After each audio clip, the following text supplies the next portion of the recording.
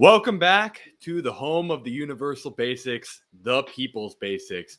It's time for us to get into another episode of the Basic Brief where we feature our top story from our Basic Brief article, as well as answer questions from you, the audience. If you want to get your question answered, we want you to check out the description section so that you could find our Linktree link and get to the form to send a question like our guest Sarah did today with hers. But without further ado, let's get into our featured story of the week.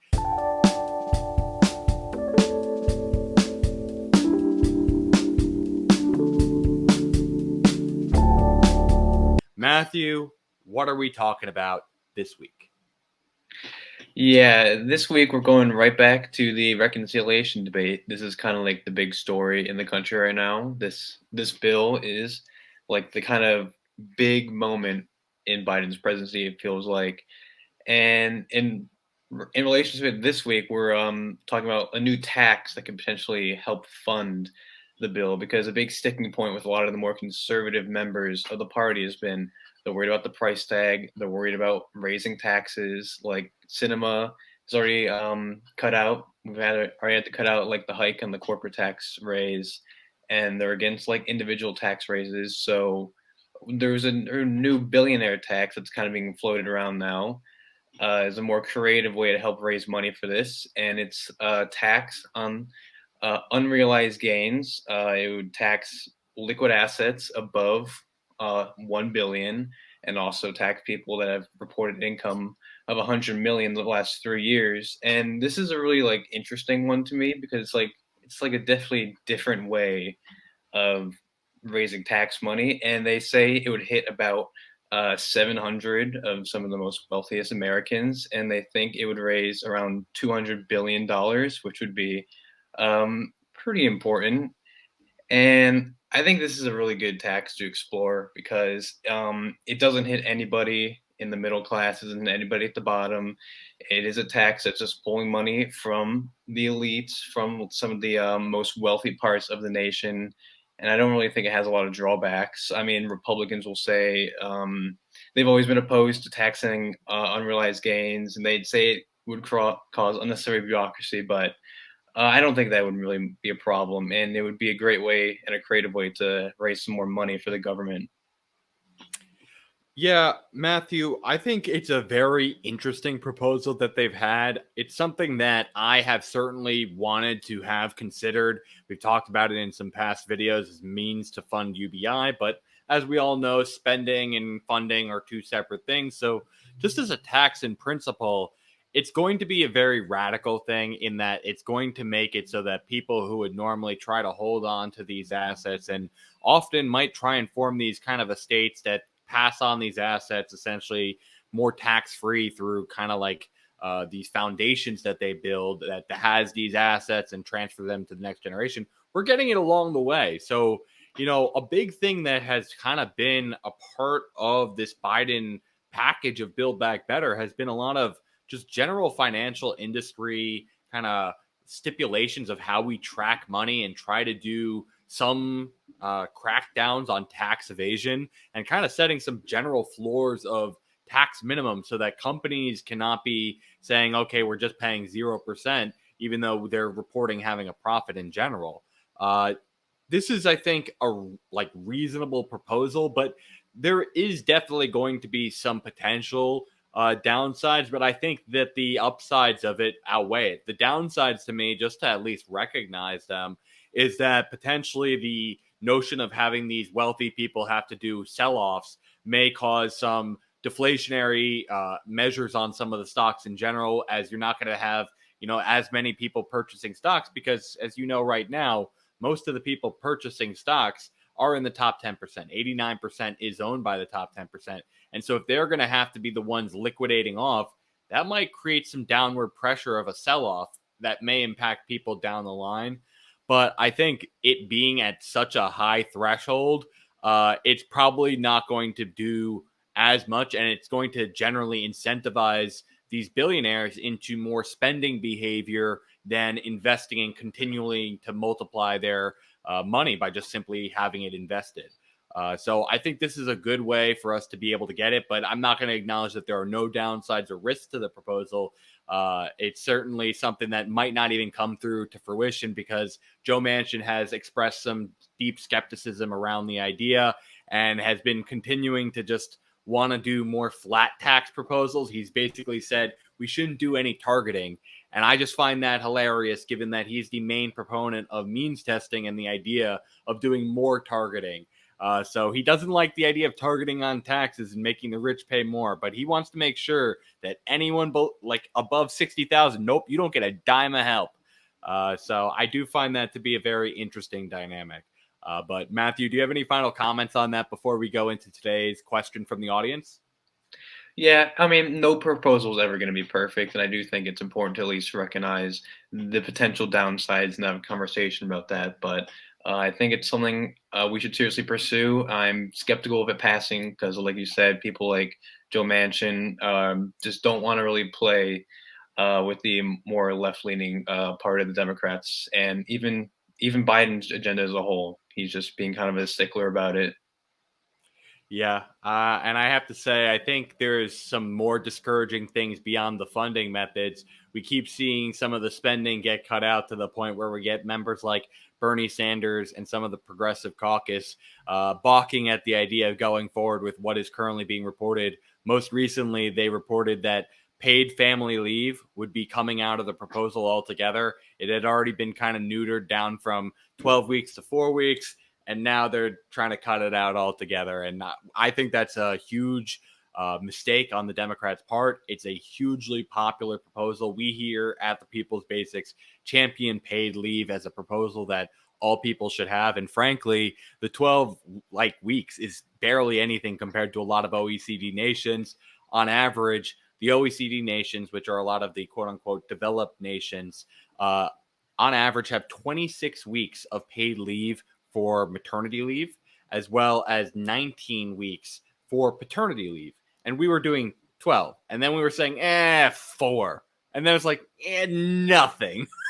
And it's at this point, I think progressives are going to be like, no, you can't just take us for granted and steamroll us on every time. It's like we negotiated the compromise of 3.5 trillion in good faith, and now you're just completely killing that too. So no, we have to show that we are going to fight for what we actually believe in. And so at this point, I have some conflicted feelings. Obviously, it's nice to repair infrastructure, but if you saw a review on the proposal, it's not like it has everything we want, and there's some bad parts to it as well with some privatization of infrastructure efforts. So yeah, Matthew, I am not in the best mood right now, not so optimistic on how these negotiations are looking. But with that said, let's turn to the question that we got from you, the audience. We got a question, as I said at the beginning, from Sarah from DC. She asked us, why do we prefer star voting as a method over ranked choice voting? And I'd like for Matthew, do you want to respond first to Sarah's question? Yeah, I'll just put it out there that I'm a big fan of star and ranked choice voting. I think they're both obviously way better than the first past the poll systems we have now. I do prefer star a little more though. So I would agree with Sarah's framing of that question because I think with ranked choice voting, obviously it's a lot better. But it's still, I feel like it still has some of the same issues that you get with our current system with the kind of spoiler effect. And I'm not a big fan of like how like some campaigns will team up with other campaigns to like put one and two. But that's why I prefer star because I think it kind of eliminates that kind of like strategies. And I think it's the best way to determine the most popular candidate that everyone wants that's viewed most positively in the race. I think it allows them to win. Yeah, Matthew, I do think that's a good point. I think my overall reason for why I picked this, and I'll before I say that, I'll emphasize that I do still support people who want to go to ranked choice voting. I'm not saying that's a negative. I know certain peers of mine who say that we cannot go that method. I think any way we get off first past the post to one of these better systems is going to be the path forward. But I think we need to be talking about star as an alternative to ranked choice voting because I think it accomplishes a couple key things. One, I think it kind of gets us away from this pick me politics and don't pick them politics. Even in a ranked choice system, you are still going to have the two major parties going back and forth fighting, saying, no, they're bad, don't rate them. And they're not going to be focusing on their own evaluation in voters.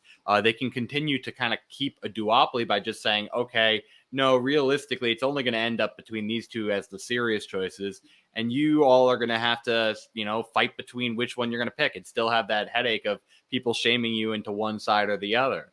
I think on top of that, you're going to have certain flaws of how you have designs. If you look at like New York City, for instance, they just had this big primary. You saw some flaws in it by simply limiting it to 5 options on the ballot when there were more candidates than that.